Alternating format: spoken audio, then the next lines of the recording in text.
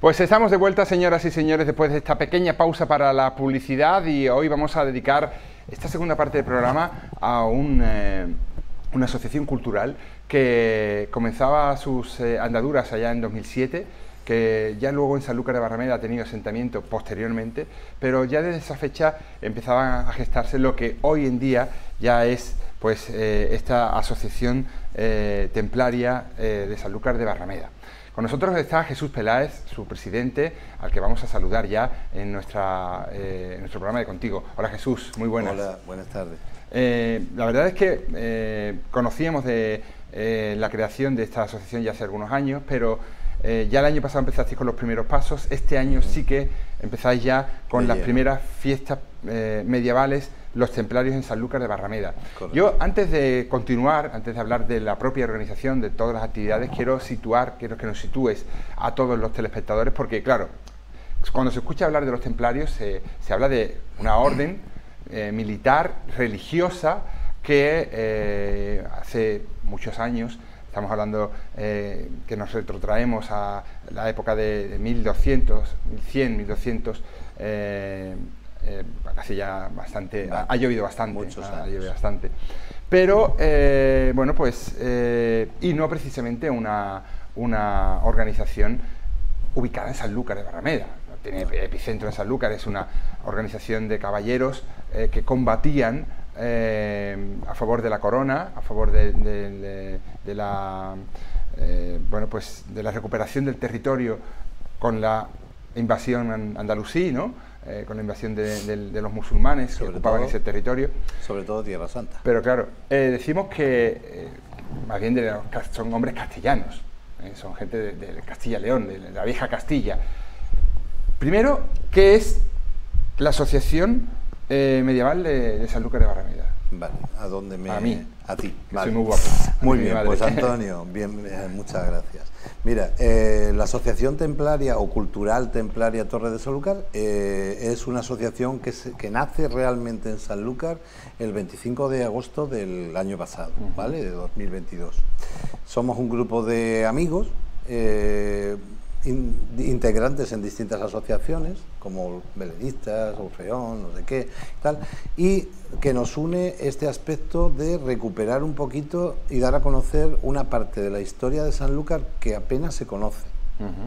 Porque sí es verdad que los templarios nacen, la orden de los templarios nace en Francia. De hecho, una agrupación de Hugo de Payens con otros 8 caballeros forman la primera hornada, por así decir, de caballeros templarios. Se les llamó caballeros templarios por tener su sede en el Templo de Salomón, y se denominaba Orden de Caballeros, la Orden de los Pobres Caballeros de Cristo del Templo de Salomón. Que nosotros estamos por ello, pero somos culturales. Eso queremos decir, que no se trata de una asociación religiosa. Nosotros lo ni que de queremos, una asociación militar, ni una a hacer la guerra. asociación militar, ni tampoco tenemos nada que ver con los militares, ni nada de eso. Aquí de lo que se trata principalmente es de dar a conocer en Sanlúcar que los templarios vinieron y estuvieron aquí, y no fueron 2 años, estuvieron en 1264 hasta 1312, que desaparece la orden. Ya por los problemas con el rey de Francia. Y dejaron huella en Sanlúcar. Y dejaron huella en Sanlúcar. De hecho, cuando te explico un poquito por qué el procedimiento de la llegada de los templarios, existe lo que sería la Virgen de Santa María de Barrameda, primera patrona de Sanlúcar.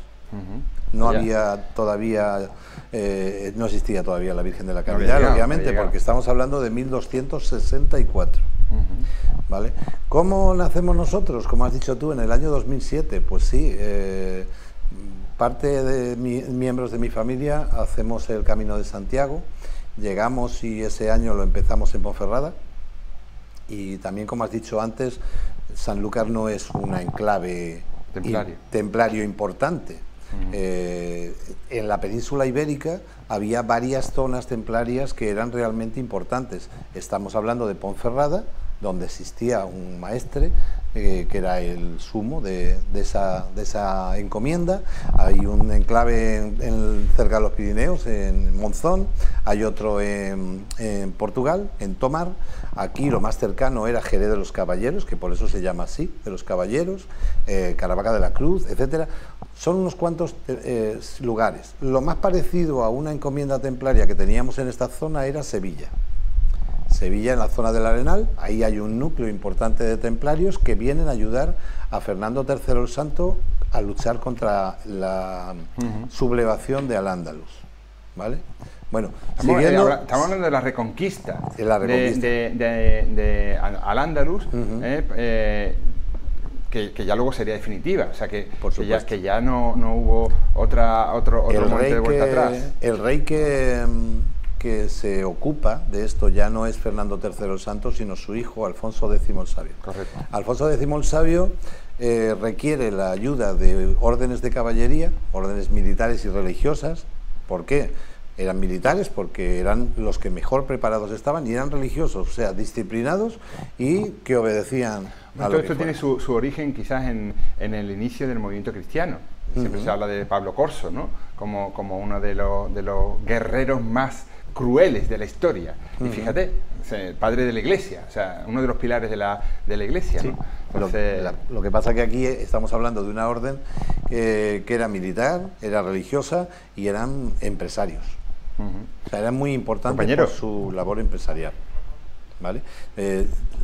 Continúo con lo que habíamos quedado en Ponferrada. Nosotros empezamos el camino en esas fiestas de la Noche Templaria, son famosas ya a nivel regional y parte de España. De hecho, hay muchos socios de esa asociación que vienen de todos los puntos de España. Y nos gusta esa forma de recrear históricamente lo que ellos hacían. O sea, hay aspectos que son rituales, como uno de los que haremos nosotros en el castillo, que es una ordenación. Sí, vamos a ir viendo los carteles, ¿no? Si quieres, de las actividades que se van a desarrollar, porque se van a desarrollar desde el día 11 al día 15. Sí, en realidad empezamos el primer acto el día 12, que sería con la ordenación de caballeros templarios. Ahí tenemos precisamente el cartel de la ordenación, que se va a desarrollar en el castillo. En el aula mayor. El aula mayor del castillo, el jueves 12 de octubre a las 9 de la noche. Es entrada libre hasta completar el aforo. ¿Y concretamente en qué consiste la ordenación? A ver, para pertenecer a la asociación tienes dos requisitos, ¿no? El primer requisito es que alguien de la asociación te invite, ¿vale? O sea, no queremos gente que venga porque sí, me ha gustado esto y luego no aparezca. Entonces, que alguien de la asociación te invite. Te apadrine. Por así decirlo. Entonces, una vez que ya estás dentro de la asociación, tú tienes la posibilidad de hacerte caballero o no. ¿Por qué? Porque los que van a estar desfilando con el rey van de cortesanos, de campesinos, no tienen por qué ir de monjes, ¿no? De caballeros. Y los que van con los templarios sí van vestidos con el hábito. Entonces, para poder vestir ese hábito, tienes que ordenarte. El año pasado, el maestre de Ponferrada asistió en Sanlúcar, en la escuela ecuestre de Carmelo Cuevas. Allí hicimos el acto, donde él, como maestre mayor, por así decirlo, no gran maestre, porque eso era en la antigüedad y demás, pero como maestre mayor, me nombraba a mí maestre para poder ser el titular de la ordenación. Entonces yo me pondré en el centro, los demás novicios, por llamarlo de alguna manera. Esto tiene un ritual. Esto sí es un poco ritual. Por eso, cuando lo hemos presentado un poquito, hablamos de que hay que hacerlo un poquito con seriedad. Es un acto, no es religioso, allí no tenemos nada que no sea lo nuestro, tenemos nuestro estandarte, no sé qué, y las velas y todo, pero van a ser un ritual. Y van a ir tomando, yo con la espada sagrada, la espada que está bendecida por el maestre, no por la iglesia, pero sí por el maestre, ¿vale? Es otra bendición distinta, ¿vale? Yo voy a estar dando lo que es las palabras del lema templario y les convertimos en caballeros. Terminaremos el acto con el ritual y ese sería una hora o una cosa así lo que consistiría la ordenación. Hay cositas que son sorpresa también, que no quiero desvelar, Ajá. para unos y para otros. ¿Cuántos miembros tenéis ahora mismo en la Ahora mismo asociación? estamos, creo que ayer rellené el formulario, la inscripción, del número 53. Y 2 escuderos. ¿Vale? Eso de los escuderos. Lo de los escuderos. A ver, el caballero de una encomienda normalmente era el que disponía de hábito y espada. Y según la riqueza de la encomienda podía tener un caballo para cada uno o para cada dos. Por eso hay fotos donde aparecen imágenes donde aparecen 2 caballeros en un mismo caballo, porque eran pobres. Eran pobres relativamente. ¿Por qué no eran pobres del todo? Pues porque realmente, como decía, eran empresarios. Cada encomienda se dedicaba a un aspecto. Uno hacía vino, otro hacía pan, otro hacía legumbres, otro no sé qué, y luego comerciaban con unos. Y en el Camino de Santiago tenían una cosa muy fácil, que eran los primeros banqueros. Llegaban en los Pirineos y los peregrinos, que normalmente que hacían el camino eran poderosos, eran nobles y demás, no llevaban dinero a lo largo del camino porque estaba lleno de bandidos y bandoleros. Se robaban, claro. Entonces llegaban con un pagaré, un papel que solo valía para ellos. Ese papel ingresaban en la encomienda más cercana a donde iban a empezar el dinero que ellos iban a utilizar durante el camino. A lo largo del camino, en todos los hospedajes le iban enseñando el pagaré y le iban anotando sus gastos. Y cuando llegaban a Santiago, él volvía a depositar el papel y le daban lo que le sobraba. Con lo cual había hecho un camino, no había necesitado... Era lo primero más parecido a una tarjeta de crédito. Claro, ¿y cómo se organizaba? Estamos hablando de 1200, Esto estamos hablando de bestial. hace 2 días. O sea, la historia ¿Cómo organizaban esto? Porque ahí no había ordenadores, ni no había internet, ordenadores, ni teléfonos móviles. Había, pues eso, correos que pasaban de uno a otro y iban haciendo el camino, iban correos comunicándose. con un tipo en caballo. Exactamente. Corriendo. Bueno, en caballo, diligencias, en carretas, claro, eso es lo que hacían. Claro. Y te mandaban y decían, Jesús Peláez ha ingresado aquí, 10 euros. Exactamente. No, es que iba adelantado, porque claro, el peregrino iba andando normalmente, claro, y el otro iba a caballo, iba en carreta, y iba adelantándose a donde iba. Y claro, como a lo mejor estamos hablando de que venían 8 o 10 nobles haciendo el camino, no eran 8 euros de uno, o sea, 8 maravedíes o como fuera en aquella época, sino que era mucho dinero lo que se movía. Entonces, claro, eran religiosos, eran militares y eran empresarios y banqueros. Y muy buenos, por cierto. Claro, sí. Eso fue también su fin. Cuando el rey Luis, el rey de Francia, decide terminar con ellos y decir que son blasfemos, herejes y demás, era por todo el dinero que debía. Claro. Y como él nombraba al Papa, pues le hizo al Papa decir que eran herejes y que eran todas esas cosas. Pero eso es otra historia. Pues sí. Bueno, pues eso será el jueves día 12. Jueves día 12. Día festivo. Nos vamos al viernes 13. Viernes 13. 9 de la noche. También en el mismo lugar tenemos la cena medieval. La cena medieval. ¿Qué queremos pretender con esta cena medieval? Pues este año es la primera vez que lo vamos a hacer, pero nuestra idea es llegar a conseguir a que sea una cena medieval auténtica. Es decir, donde no haya cubiertos, donde no haya platos, donde todo se haga a la antigua usanza. El menú va a ser, teniendo en cuenta que en el año 1200 y pico no se ha hecho todavía ningún viaje a América ni nada, no hay más que lo que había aquí. Por lo tanto, no puede haber patatas, no puede haber muchas cosas que se trajeron de allí. Será un menú más medieval, intentaremos que sea lo más parecido a la época, pero este año de momento tendremos que conformarnos con lo que hay porque ha costado mucho trabajo y está costando mucho trabajo llenar el Salón del Duque. El Salón del Duque tiene una capacidad entre 150 y 180 personas.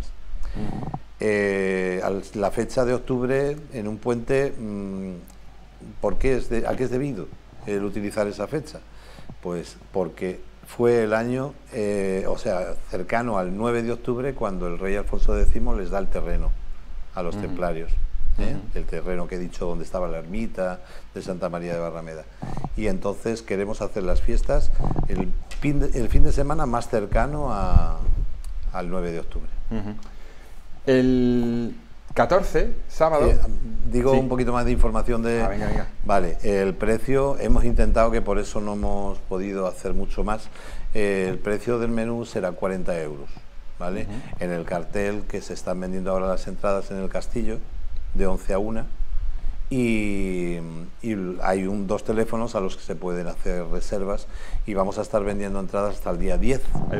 Día 10, día 11 como mucho, porque tenemos que cerrar con el Castillo. Ha sido un acuerdo con el Castillo, ¿vale? Que son colaboradores porque nos ceden el Castillo por un acuerdo para el jueves y para el viernes, algo que costaba trabajo que hicieran. Ahí vemos los teléfonos. Exactamente. A esos teléfonos los que a estén esos interesados teléfonos pueden llamar. son el mío y el de mi mujer, que es la secretaria.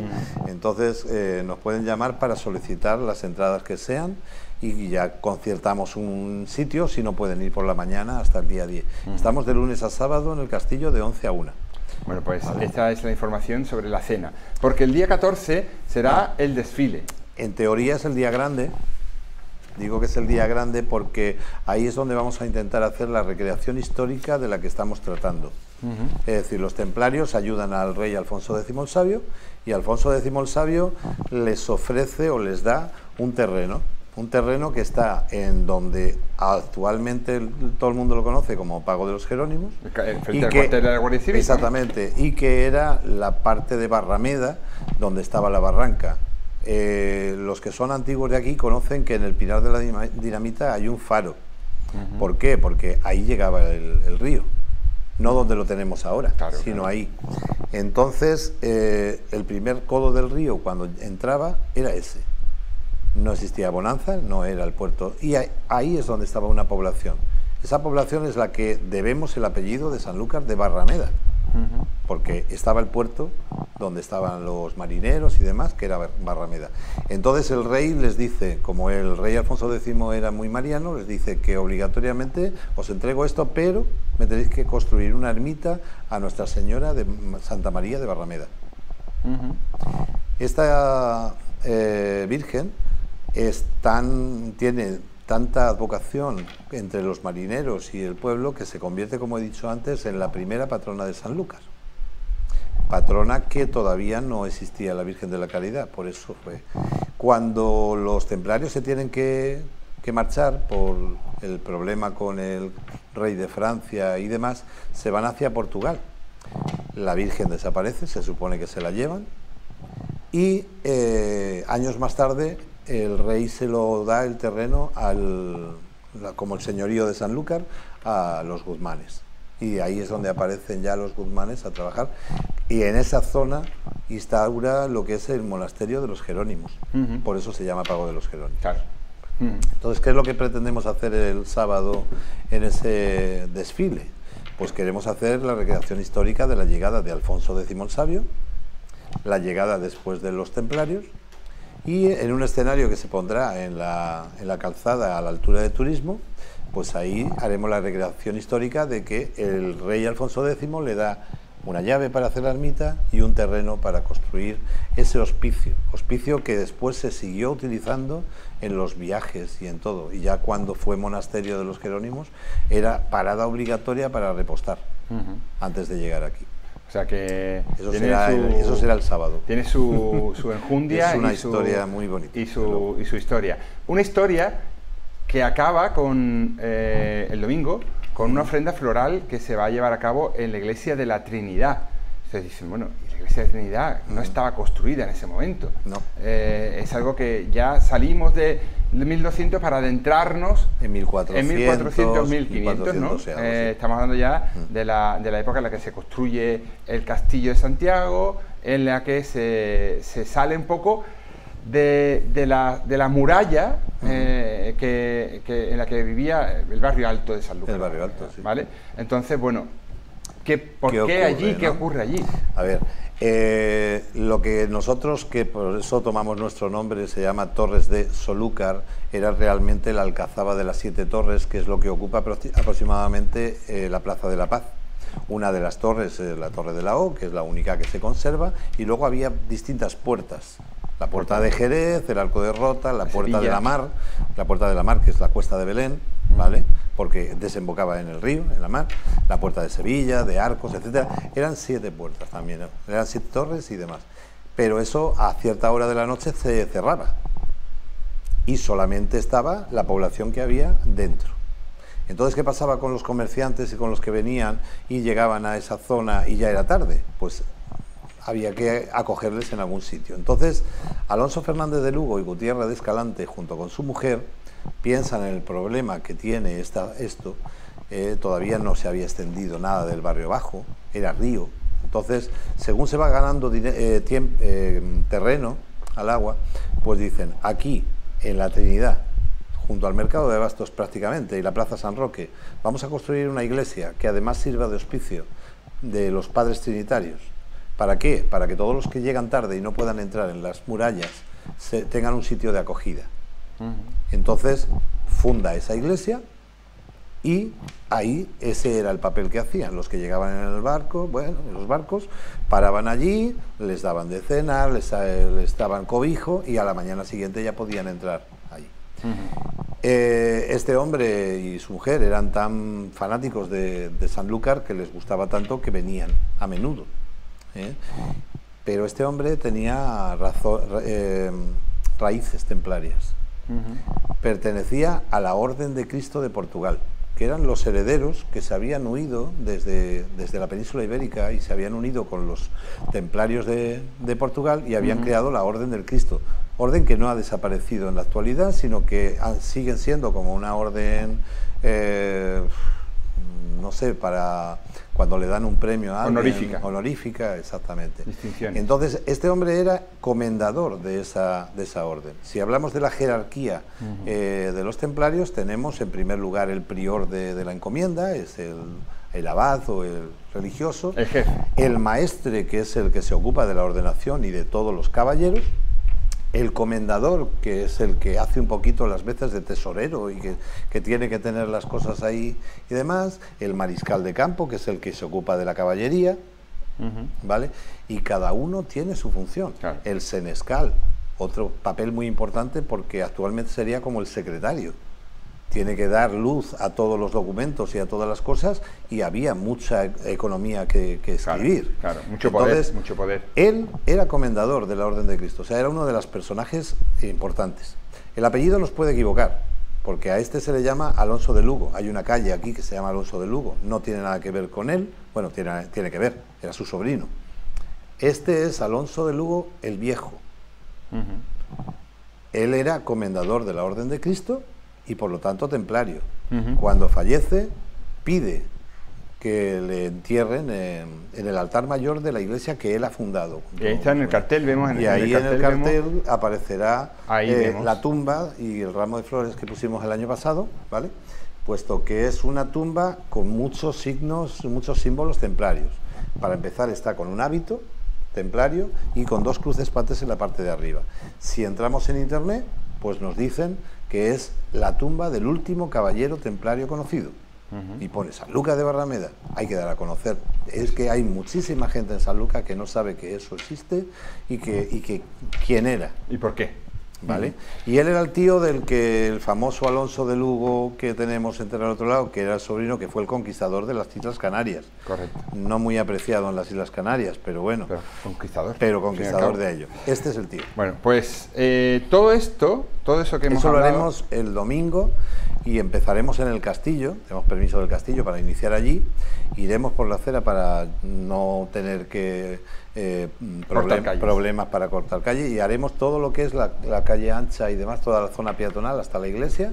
Llegaremos a la iglesia, entraremos el maestre senescal con el ramo de flores, los demás se esperarán a la puerta, haremos la foto de rigor allí en la puerta y haremos lo que es el ritual de depositar un ramo de flores y salir y volver. Bueno, pues todo eso además se recoge en este cómic editado por la asociación, con la realización de María Pilar Sánchez Pérez, que es secretaria de la asociación, y que ilustra en ¿cuántas páginas? No sé cuántas tiene, pero... Yo lo que sé es que estuvo 4 meses preparándolo y es la historia breve pero completa de los templarios. Ahí aparecen desde su creación, cuando Hugo de Payén se forma el grupo, se van haciendo las distintas agrupaciones o encomiendas templarias en toda Europa, porque se extendieron como la pólvora en toda Europa, Y cuando llegan a la península y cuando llegan al Andalus, a la zona de aquí, ayudan y al rey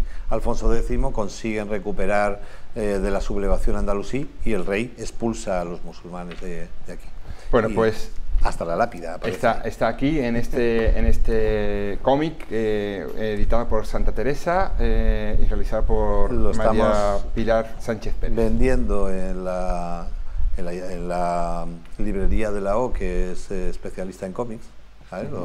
Lo presentamos el día del libro a un precio simbólico de 12 euros en la librería y personalmente lo vendemos por 10. Se hizo una primera edición de 200 ejemplares, nos quedan 20 y tantos, ha tenido muy buena aceptación, sobre todo en sitios como Ponferrada, que fuimos para allá en las fiestas de Ponferrada y vendimos en una noche 40 ejemplares. Pues sí, mereció la pena. Bueno, pues Jesús Peláez, presidente de la Asociación Cultural Templarios de Sanlúcar de Barrameda, gracias por estar con nosotros. Muchas gracias a vosotros que nos por coja la lluvia. Espero que la lluvia sea a la semana siguiente. Bueno, no lo digo por San Lucas, porque a la semana siguiente siempre ocurre, pero espero que esa semana nos respete. Sí. Hace falta lluvia, pero a ciertas horas. Bueno, pues eso. Muchas gracias. Que nos respeten a todos. Gracias, Jesús.